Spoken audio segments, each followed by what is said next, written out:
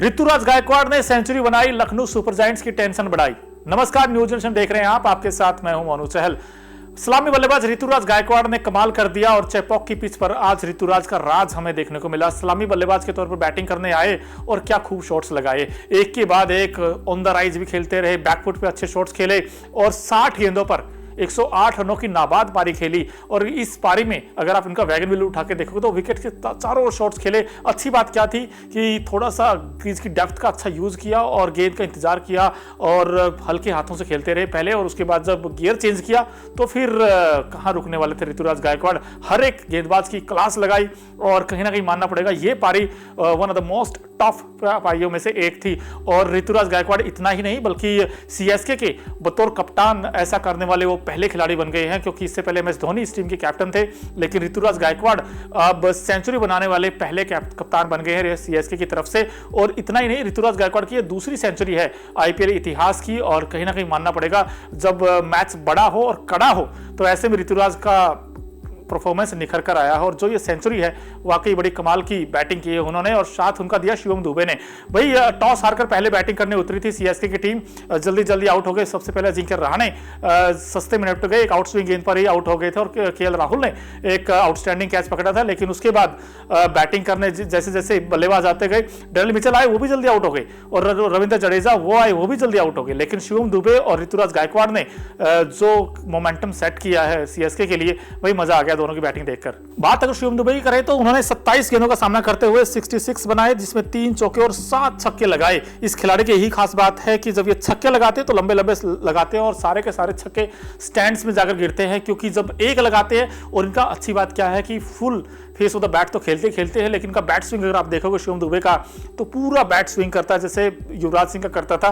तो ऐसे ही उन्होंने आज तो इन्होंने 7 छक्के लगाए हैं और क्या खूब बैटिंग की है। आज क्षमा बांध दिया यहाँ पर शिवम दुबे ने, और उनका जो साथ दिया ऋतुराज गायकवाड़ तो आज मतलब आउट द पार्क नजर आया। ऋतुराज गायकवाड़ की जितनी तारीफ करें उतनी कम है, और कुछ खूबसूरत शॉट्स भी खेले डाउन द ग्राउंड से, उन्होंने अच्छे शॉट्स खेले। और ऋतुराज गायकवाड़ ने एज एंकर रोल प्ले किया और सिर्फ 60 गेंदों पर 108 रन बनाए। अगर उनकी आप पारी देखेंगे तो उन्होंने 12 चौके और 3 छक्के लगाए और अमेजिंग स्ट्राइक रेट 180 का उन्होंने स्ट्राइक रेट रखा। और कहीं ना कहीं मानना पड़ेगा भाई, जब एक एंड से विकेट्स गिर रहे थे लेकिन ऋतुराज गायकवाड़ टस से मस नहीं हुए और लगातार चौके लगाते रहे। सबसे पहले अजिंक्य रहाणे सिर्फ 1 रन बनाकर आउट हुए, 3 गेंदों का सामना किया था उन्होंने, और मैट हेनरी ने उनका विकेट लिया था। डेरिल मिचेल सिर्फ 11 रन बना पाए, 10 गेंदों का सामना किया।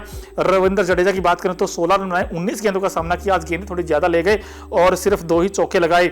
लेकिन भाई मानना पड़ेगा जिस तरीके की बैटिंग की है सीएसके की टीम ने, टॉस हारा और उसके बाद कहीं ना कहीं दिल जरूर जीता ऋतुराज गायकवाड़ ने। अब 210 रन बना दिए हैं बोर्ड पर, 211 का टारगेट दिया है लखनऊ सुपर जायंट्स को। लेकिन ऋतुराज गायकवाड़ देखिए कैप्टन इस टीम के, और कहते हैं ना captain leading from the front, आज वैसा कुछ काम किया ऋतुराज गायकवाड़ ने।